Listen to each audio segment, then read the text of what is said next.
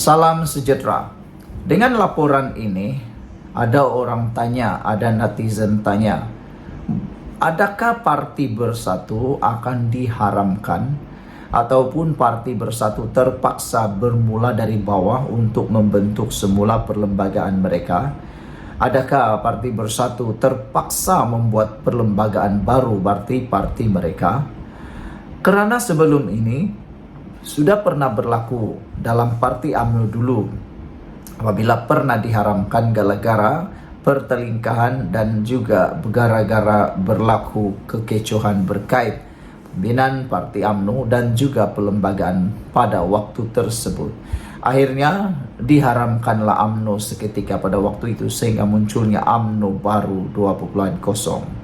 Hari ini apabila Speaker Dewan Rakyat Johari Abdul menyatakan perlembagaan bersatu bertentangan dengan perlembagaan persekutuan, netizen dengan cepat sekali menangkap dan mentafsir. Mereka kata, betulkah kalau ini memang berlaku? Pastilah ini akan menimbulkan masalah besar kepada Parti Bersatu. Karena kata netizen, yang mereka tahu parti ini mempunyai perlembagaan, di atas mereka ialah perlembagaan persekutuan. Jangankan parti, perlembagaan negeri pun di bawah perlembagaan persekutuan. Ini kan pula perlembagaan parti sahaja. Jadi dengan itulah netizen mula bertanya, adakah kalau dengan ini terus saja bersatu menentang kerajaan, adakah potensi bersatu akan diharamkan atau dibubarkan? Kerana perlembagaan mereka yang baru dipindah itu kini adalah bertentangan dengan perlembagaan persekutuan. Hal ini disahkan oleh Johari Abdul, yaitu yang dipertua Dewan Rakyat, Speaker Dewan Rakyat, yang mendapati arahan-arahan di bawah pasal 10.5 perlembagaan bersatu adalah bertentangan dengan perlembagaan persekutuan.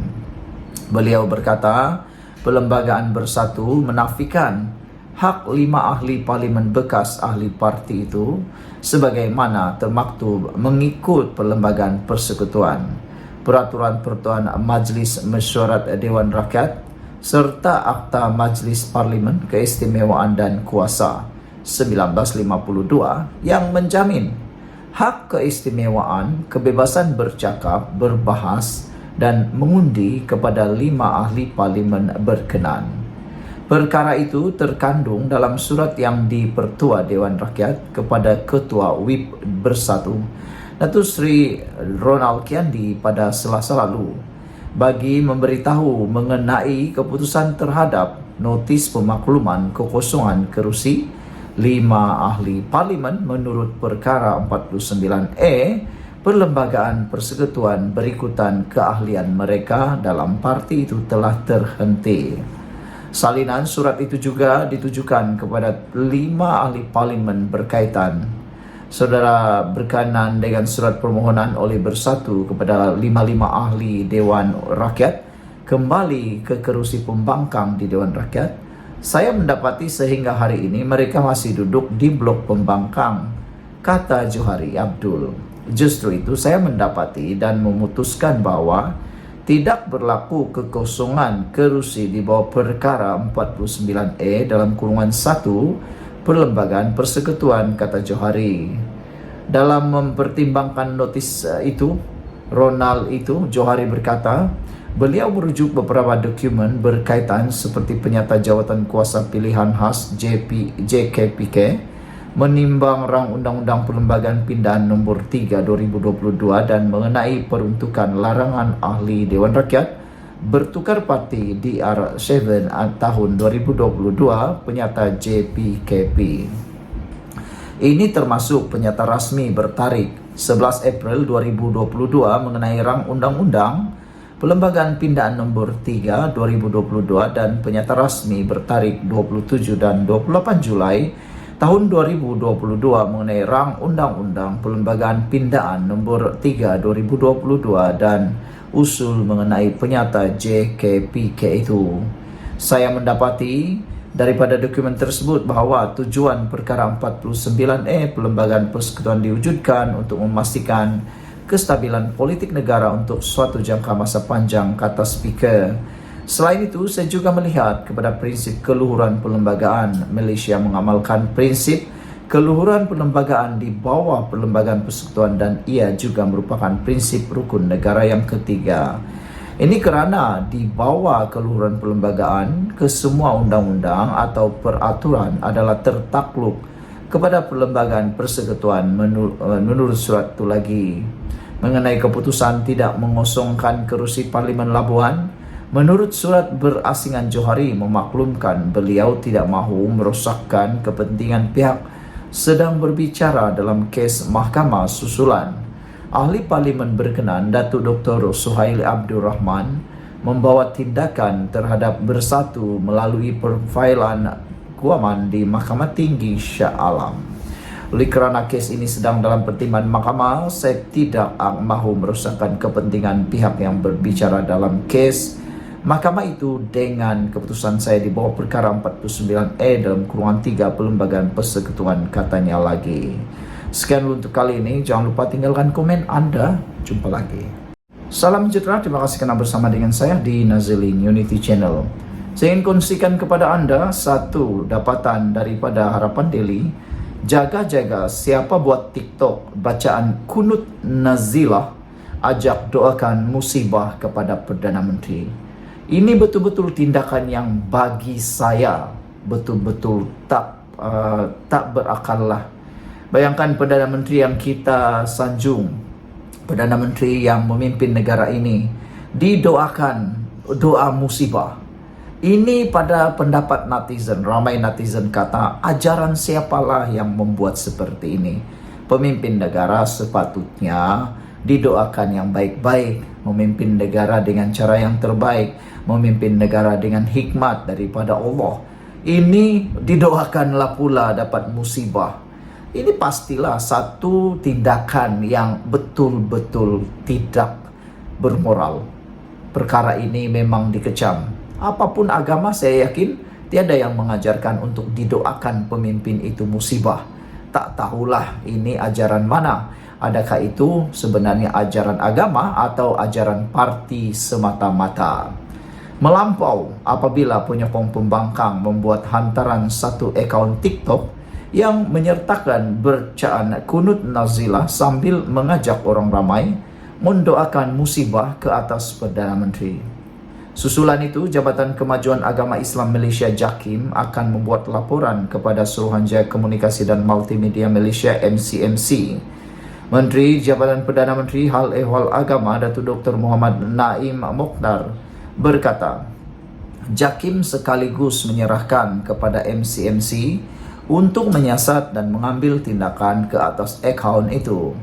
Kita akan meminta MCMC menilai kandungan berkenan dan terpulang kepada pihak berkuasa untuk mengambil tindakan lanjut, katanya pada sidang media selepas merasmikan program Jelajah Madani Ulama dan Umara Peringkat Zon Utara di Ipoh hari ini.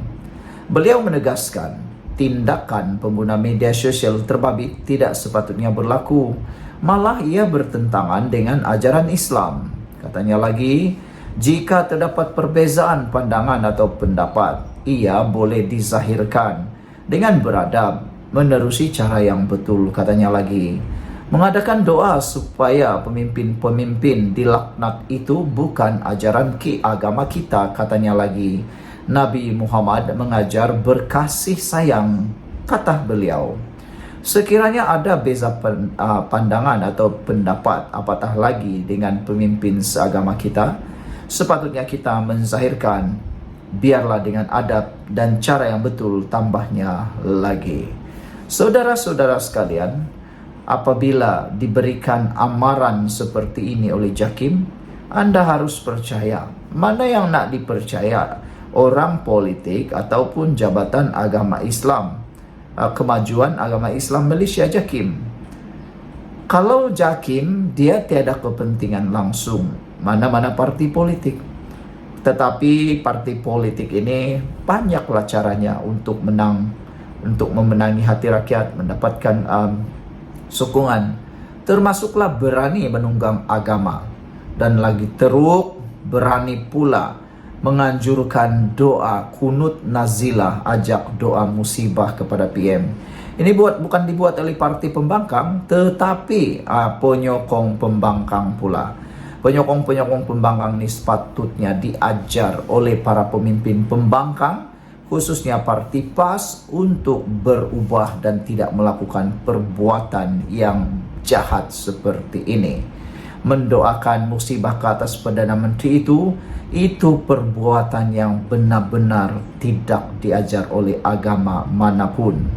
Susulan itu, JAKIM telah membuat laporan dan mohon MC mengambil tindakan. Betul lah, kita harapkan MC mengambil tindakan sekeras-kerasnya, tegas kepada orang-orang seperti ini.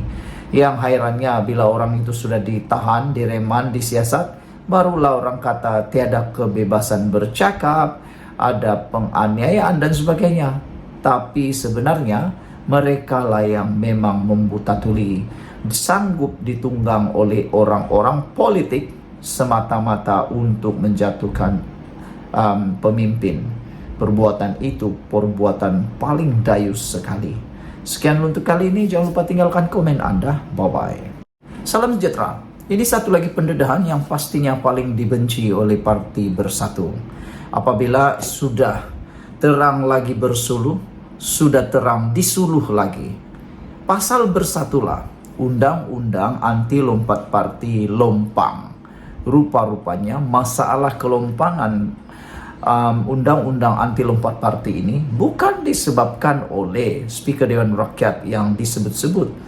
Jauh sekali salah Anwar Ibrahim. Salah sebenarnya adalah kepada Parti Bersatu, khususnya pimpinan Muhyiddin Yassin. Ahli Parlimen Bangi, Serezan Johan, menegaskan bahwa Bersatu ketika menjadi kerajaan tidak bersetuju bahwa wakil rakyat yang dipecat perlu mengosongkan kerusi. Oleh sebab itu, katanya, perkara 49E Perlembagaan Persekutuan mengenai lompat parti mempunyai kelompangan yang ketara. Dengan keputusan Speaker dalam hal 6 ahli parlimen yang menyatakan sokongan kepada Perdana Menteri, tiba masa kita pertimbangkan untuk pindah perkara 49E dalam kurungan 2(c) perlembagaan.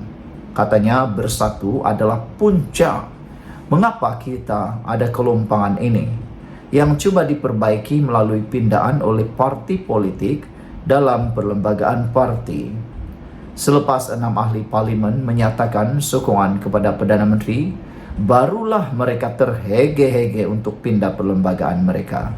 Kalau nak faham lagi, mudah saja. Kelompangan yang berlaku dalam Akta Anti Lompat Parti sudah dibaca, sudah dihidu oleh parti-parti yang lain seperti UMNO, PKR, Amanah dan DAP. Dan pas sekali, satu-satunya yang tidak dapat menghidu atau sudah menghidu tetapi tidak mengambil apa-apa tindakan ialah Parti Bersatu. Pada peringkat awal mereka tidak mengambil tindakan karena mereka merasakan Akta Anti Lompat Parti itu sudah sempurna. Tetapi parti yang lain seperti PKR, UMNO, mereka tahu ada kelompangan berlaku kalau ahli mereka menyokong pembangkang ataupun sesiapa yang tidak mengikut M-Block. Mereka mengenakan tindakan saman, pampasan dan juga boleh dikenakan lompat parti.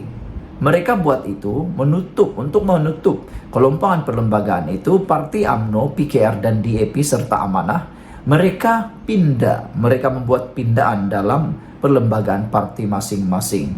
Mereka memasukkan klausa denda, saman, pampasan ataupun bersetuju mengosongkan kerusi. Dengan tindakan itu, maka langkah Sheraton 2.0 tidak menjadi.